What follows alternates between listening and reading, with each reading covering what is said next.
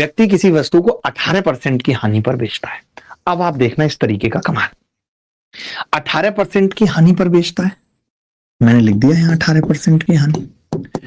आपने कहा कि जी वो विक्रय मूल्य को 193 बढ़ा दे, यानी विक्रय मूल्य 193 रुपए बढ़ा, ठीक है चलेगा। अब आप देखोगे ये कह रहा है कि जी 23% घटा दिया कीमत को, 9% बढ़ा लिया, 23 निम्मा 207 को 100 से भाग करेंगे 2.07, 23 और 9 ये माइनस का 14 बचेगा, माइनस का ऑलरेडी है तो ये आ गया जी माइनस का 16.07%, माइनस का 16.07%।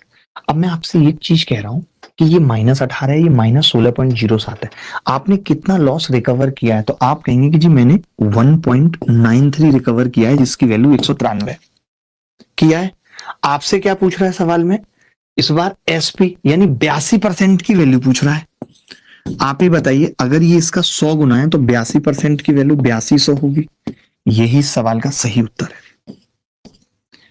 अगर आप इस सवाल को ऐसा करते कि 100 में से 23 घटाते कितना आता? 77, 77 का 9% निकालते, आपको नानी याद आने लगती, नहीं भी याद आती दिमाग थकने लगता है।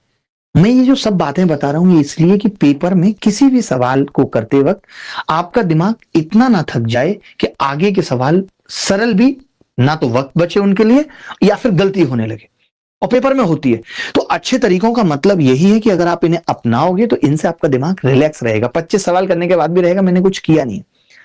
जब रास्ते सुगम हो, रोड बहुत अच्छी हो, तो लंबा सफर भी पता नहीं चलता। रास्तों में गड्ढे हों, थोड़ी दूर भी जाना हो, बहुत ट्रैफिक हो, हम इरिटेट होने लगते हैं। सेम फंडा गणित के साथ है, गणित के सवालों के साथ है।